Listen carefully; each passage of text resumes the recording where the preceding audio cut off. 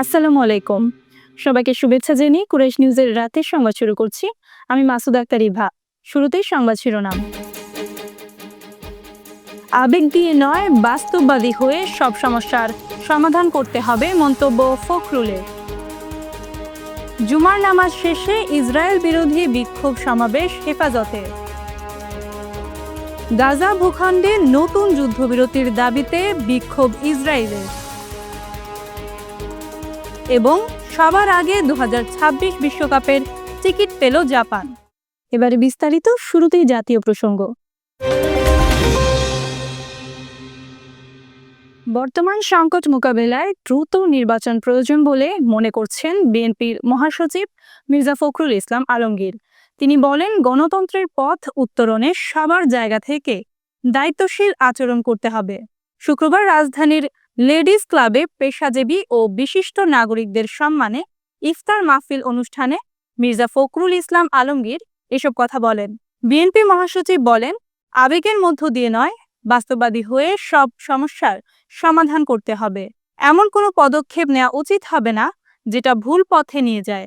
তিনি জানান, বিভিন্ন মামলা ও নানা সমস্যার কারণে নির্বাসিত থাকলেও খুব শিগগিরই দেশে ফিরে আসবেন তারেক রহমান। আজকে অন্তর্বর্তীকালীন সরকার সংস্কার কমিশন গঠন করেছে। আমরা তাদের সঙ্গে সম্পূর্ণ যোগাযোগ রাখছি এবং তাদের যে প্রস্তাব, সেই প্রস্তাবগুলোকে আমরা পরীক্ষা করছি এবং আমরা আমাদের মতামতগুলো সেইভাবে আমরা উপস্থাপিত করছি। তো একটা জিনিস আমাদের সবসময় মনে রাখতে হবে যে বাংলাদেশের ঐতিহ্য, বাংলাদেশের জনগণের রাজনৈতিক ঐতিহ্য, তাদের ধর্মীয় মূল্যবোধ, তাদের কৃষ্টি, তাদের সংস্কৃতি সব কিছুকে সামনে রেখেই কিন্তু আমাদেরকে এই সামনের দিকে সংস্কার অথবা এবং সেই সঙ্গে এগিয়ে যাওয়ার যে পথ, সেই পথকে বেছে নিতে হবে। শুধুমাত্র অনেক ধারণা থেকে, বিভিন্ন রকম ইউটোপিয়ান চিন্তা থেকে চিন্তা ভাবনা করলেই সমস্যার সমাধান করা যাবে না, অথবা আবেগের মধ্য দিয়েও সমস্যার সমাধান করা যাবে না। আমাদেরকে বাস্তববাদী চিন্তা করে, ভবিষ্যতের কথা চিন্তা করে, পরিবর্তনকে সামনে নিয়ে একটা নতুন বাংলাদেশ, গণতান্ত্রিক বাংলাদেশ গড়বার জন্যই আমাদেরকে ওই লক্ষ্যে কাজ করতে হবে। 16 মার্চ 2025 হাইকোর্ট ডেট রেফারেন্স ও আপিলের ওপর রায় ঘোষণা করেন, যেখানে নিম্ন আদালতের দেওয়া 20 জনের মৃত্যুদণ্ড ও 5 জনের যাবজ্জীবন কারাদণ্ড বহাল রাখা হয়। বলছি বুয়েট শিক্ষার্থী আবরার ফাহাদ হত্যাকাণ্ড মামলার কথা। কুষ্টিয়ার এক সাধারণ পরিবারের জন্ম নেওয়া আবরার কুষ্টিয়া মিশন প্রাথমিক বিদ্যালয় ও কুষ্টিয়া জেলা স্কুলে পড়াশোনা শেষে নটরডেম কলেজ থেকে উচ্চ মাধ্যমিক সম্পন্ন করে 2018 সালে বুয়েটে ভর্তি হয়ে স্বপ্ন পূরণের পথে এগিয়ে যাচ্ছিলেন। কিন্তু 2019 সালের 6 অক্টোবর রাত সেই স্বপ্নের ইতি ঘটে নৃশংস এক হত্যাকাণ্ডে। মতপ্রকাশের স্বাধীনতা কেড়ে নেওয়া হয় তার জীবন দিয়ে। নির্মম নির্যাতনের ইতিহাস ফিরে দেখাবো ডেস্ক রিপোর্টে।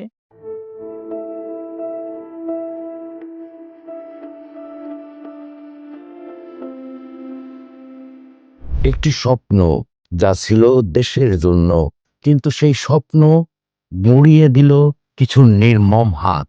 বাংলাদেশ প্রকৌশল বিশ্ববিদ্যালয়ের তড়িৎ ও ইলেকট্রনিক প্রকৌশল বিভাগের 2য় বর্ষের মেধাবী শিক্ষার্থী ছিলেন আবরার ফাহাদ। কুষ্টিয়ার এক সাধারণ পরিবারের জন্ম নেয়া আবরার কুষ্টিয়া মিশন প্রাথমিক বিদ্যালয় ও কুষ্টিয়া জেলা স্কুলে পড়াশোনা শেষে নটরডেম কলেজ থেকে উচ্চ মাধ্যমিক সম্পন্ন করেন। 2018 সালে বুয়েটে ভর্তি হয়ে স্বপ্ন পূরণের পথে এগিয়ে যাচ্ছিলেন, কিন্তু 2019 সালের 6 অক্টোবর রাত সেই স্বপ্নের ইতি ঘটে নৃশংস এক হত্যাকাণ্ডে। সেই রাতে শেরে বাংলা হলের 2011 নম্বর কক্ষে ঘটে যায় এক নৃশংস ঘটনা। রাত আনুমানিক 8টা। ছাত্র শিবিরের সঙ্গে সম্পৃক্ততার মিথ্যে সন্দেহে বুয়েট শাখা ছাত্রলীগের কয়েকজন নেতাকর্মী আবরারকে সেখানে ডেকে নিয়ে যায়। তাকে ঘিরে ধরে শুরু হয় জিজ্ঞাসাবাদ, তারপর নির্মম প্রহারের পরিকল্পিত উৎসব। কোনো অস্ত্র ছিল না, ছিল শুধু ক্রিকেট স্ট্যাম্প, লাঠি আর ঘুষির বন্যা। প্রতিবার আঘাতের সাথে সাথে নিভে যাচ্ছিল এক তরুণ প্রাণের আলো। প্রায় 5 ঘন্টা ধরে চলে নির্যাতন। বন্ধ দরজার ওপাশে অসহায়ভাবে নিঃশব্দে মৃত্যুর দিকে এগিয়ে যাচ্ছিলেন আবরার। গভীর রাতে যখন তার নিথর দেহ সিঁড়িতে ফেলে রাখা হয়, তখনও কেউ ভাবেনি তিনি আর জাগবেন না। ঘন্টার পর ঘন্টা নির্মম নির্যাতনের পর 7 অক্টোবর ভোরে হলের সিঁড়িতে তার নিথর দেহ পাওয়া যায়। তার অপরাধ ছিল একটি ফেসবুক পোস্ট, যেখানে তিনি ভারত বাংলাদেশের পানি ও গ্যাস চুক্তি নিয়ে দেশের স্বার্থ সংশ্লিষ্ট বিষয় নিয়ে মতামত প্রকাশ করেছিলেন। তাই কাল হয়ে ধরা দেয়। কিছু ছাত্রলীগ নেতার বিরাগ ভাজন হয়, যা তার হত্যার কারণ হয়ে দাঁড়ায়। মত প্রকাশের স্বাধীনতা কেড়ে নেওয়া হলো তার জীবন দিয়ে।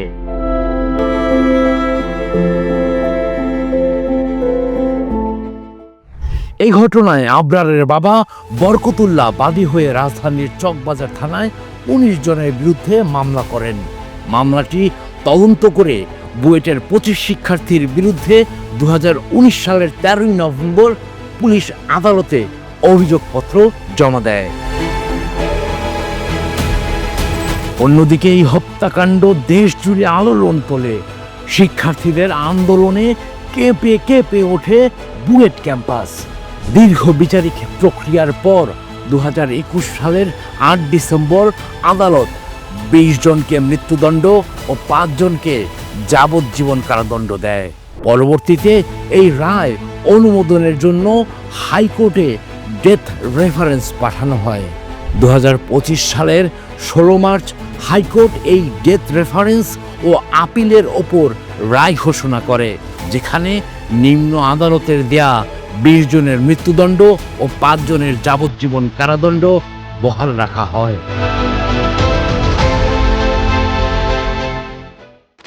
আবরারের মর্মান্তিক মৃত্যু সারা দেশে শোকের ছায়া ফেলে এবং শিক্ষাঙ্গনে সহিংসতার বিরুদ্ধে জনমত গড়ে ওঠে। তার পরিবারের সদস্যরা আজও সেই শোক বয়ে বেড়াচ্ছেন। দ্রুত রায় কার্যকরের মাধ্যমে ন্যায় বিচারের প্রত্যাশায় এখনো অপেক্ষমান আবরারের পরিবার।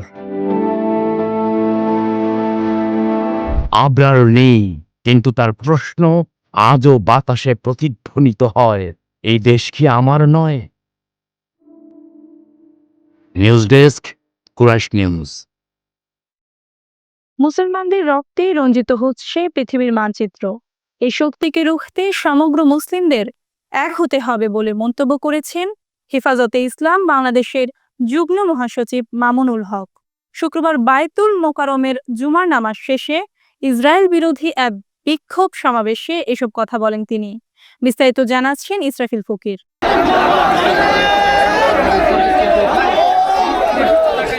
গাজায় নির্যাতিত মুসলমানদের উপর ইসরায়েলের বর্বরচিত হামলা ও ভারতের মুসলিমদের উপর আগ্রাসনের প্রতিবাদে বিক্ষোভ সমাবেশ করেছে হেফাজতে ইসলাম বাংলাদেশ।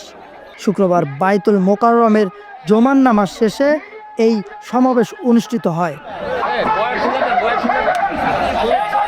এ সময় হেফাজতে ইসলাম বাংলাদেশের যুগ্ম মহাসচিব মামুনুল হক বলেন, ভারত ও ইসরায়েল যৌথভাবে মুসলিম নিধন করছে, মুসলমানদের রক্তে রঞ্জিত করছে পৃথিবীর মানচিত্র। এই যৌথ শক্তিকে রুখতে সারা বিশ্বের মুসলমান ও বিশ্বের মানবাধিকার সংগঠনগুলোকে ঐক্যবদ্ধ করে প্রতিরোধ গড়ে তুলতে বাংলাদেশ সরকারকে আহ্বান জানিয়েছেন। আমরা এই বাংলাদেশের রাজধানী ঢাকায় দাঁড়িয়ে এখান থেকে বিশ্ব মুসলমানদের সঙ্গে সংহতি প্রকাশ করে হেফাজতে ইসলামের পক্ষ থেকে আন্তর্জাতিক শক্তিগুলোর প্রতি, বিশ্ব সম্প্রদায়ের প্রতি উদাত্ত আহ্বান জানাই। বিশেষ করে জাতিসংঘকে আমরা স্পষ্ট বার্তা দিতে চাই, আপনারা যদি এভাবে ফিলিস্তিনে নিরপরাধ নারী, শিশু, আবাল, বৃদ্ধ বনিতাদের হত্যাকাণ্ড এবং রক্ত প্রবাহ বন্ধ করতে না পারেন, এই যুদ্ধের দাবানল সারা পৃথিবীতে ছড়িয়ে পড়তে পারে। এর জন্য সম্পূর্ণ দায় জাতিসংঘকে বহন করতে হবে। আমরা অনতিবিলম্বে ইসরায়েলের বিরুদ্ধে আন্তর্জাতিক মহল, বিশেষ করে জাতিসংঘের পক্ষ থেকে স্পষ্ট নিষেধাজ্ঞা আরোপের জোর দাবি জানাই। আরব লীগ সহ, ওআইসি সহ মুসলিম কমিউনিটিগুলোকে, মুসলমানদের আন্তর্জাতিক সংগঠনগুলোকে আমরা উদাত্ত আহ্বান জানাতে চাই। কুফরির সঙ্গে পরিণত, ইহুদি খ্রিস্টানদের এজেন্টে পরিণত জাতিসংঘের নির্লিপ্ত ভূমিকার প্রেক্ষিতে আপনারা বিশ্ব মুসলমানদের নেতৃত্বের দায়িত্ব কাঁধে তুলে নিন। সারা পৃথিবীর মুসলমানদেরকে প্রয়োজনে আপনারা ফিলিস্তিনকে মুক্ত করার জন্য ঐক্যবদ্ধ হওয়ার আহ্বান জানান। এছাড়াও বিক্ষোভ সমাবেশে আরও বক্তব্য রাখেন হেফাজতে ইসলাম বাংলাদেশের সিনিয়র যুগ্ম মহাসচিব জোনায়েত আল হাবিব। সমাবেশে বক্তব্য রাখেন দলের যুগ্ম মহাসচিব মাওলানা আজিজুল হক ইসলামাবাদী, নায়েবে আমির আহমদুল কাশিমি সহ হেফাজতের ঢাকা মহানগর ও কেন্দ্রীয় নেতাকর্মীরা। ইসরাফিল ফকির, কুরাইশ নিউজ, ঢাকা। এবার জেলার সংবাদ। টাঙ্গাইলের দেলদুয়ারে তেলের লরির আগুনে 21টি দোকান পুড়ে ছাই হয়ে গেছে। এতে আনুমানিক 80 লাখ টাকার ক্ষতি হয়েছে। শুক্রবার উপজেলার লাউহাটি বাজারে এ অগ্নিকাণ্ডের ঘটনা ঘটে। খবর পেয়ে ফায়ার সার্ভিসের 6টি ইউনিট প্রায় 5 ঘন্টার চেষ্টায় আগুন নিয়ন্ত্রণে আনে। স্থানীয় ও ফায়ার সার্ভিসের সূত্রে জানা যায়, সকাল 9টার দিকে লাউহাটি বাজারে তেলের দোকানের একটি মোটরসাইকেল থেকে আগুনের সূত্রপাত। পরে মুহূর্তে আগুন চারপাশের দোকানে ছড়িয়ে পড়ে। খবর পেয়ে ফায়ার সার্ভিসের 6টি ইউনিট আগুন নিয়ন্ত্রণে কাজ করে। 5 ঘন্টার চেষ্টায় 2টার দিকে আগুন পুরোপুরি নিয়ন্ত্রণে আসে। অগ্নিকাণ্ডে খাবারের দোকান, মুদি দোকান, কম্পিউটারের দোকান সহ প্রায় 21টি দোকান পুড়ে ছাই হয়ে যায়। এবার আন্তর্জাতিক প্রসঙ্গ। ফিলিস্তিনের অবরুদ্ধ গাজা ভূখণ্ডের নতুন যুদ্ধবিরতির দাবিতে সড়কে নেমে বিক্ষোভ করেছেন হাজার হাজার ইসরায়েলি নাগরিক। ইহুদিবাদী দেশটির প্রধানমন্ত্রী বেনিয়ামিন নেতানিয়াহুর নেতৃত্বাধীন ডানপন্থী সরকারের বিরুদ্ধেও স্লোগান দিচ্ছেন তারা। বিক্ষোভকারীদের দাবি, নেতানিয়াহুর সরকার দেশের গণতন্ত্রকে ক্ষতিগ্রস্ত করেছে। বিক্ষোভকে কেন্দ্র করে ইসরায়েলের গুরুত্বপূর্ণ সড়কগুলো বন্ধ হয়ে যায়। জেরুজালেম ও তেল আবিব থেকে পুলিশ কমপক্ষে 12 জনকে গ্রেফতার করেছে। ইসরায়েলের অভ্যন্তরীণ নিরাপত্তা সংস্থা শিন বেতের প্রধান রেনেন বারকে বরখাস্ত করার জন্য নেতানিয়াহুর অপচেষ্টাকে কেন্দ্র করে এ বিক্ষোভ শুরু হয়েছিল। তবে গাজায় প্রাণঘাতী বিমান হামলা চালিয়ে 2 মাসের যুদ্ধবিরতি লঙ্ঘনের পর নেতানিয়াহুর বিরুদ্ধে বিক্ষোভ তীব্র হয়ে ওঠে। তার উপর স্থল অভিযান শুরু করায় খোদ ইসরায়েলবাসীরাই এর বিপক্ষে অবস্থান নিয়েছে। জানাবো খেলার খবর। সবার আগে 2026 বিশ্বকাপের টিকিট পেল জাপান। 2026 বিশ্বকাপ যৌথভাবে আয়োজন করবে আমেরিকা, মেক্সিকো এবং কানাডা। স্বাগতিক হিসেবে সরাসরি বিশ্বকাপে খেলবে এই 3 দেশ, আর বাছাই পর্বে খেলে জায়গা করে নেবে বাকিরা। এশিয়ান অঞ্চলের বিশ্বকাপ বাছাই পর্বের ম্যাচে বাহরাইনকে 2-0 গোলে পরাজিত করেছে জাপান। গত সেপ্টেম্বরে প্রথম লেগে বাহরাইনকে 5-0 গোলে উড়িয়ে দিয়েছিল জাপান। তবে ফিরতি লেগে নিজেদের মাটিতে জাপানকে গোলের জন্য অপেক্ষা করতে হয়েছে ম্যাচের 66 মিনিট পর্যন্ত।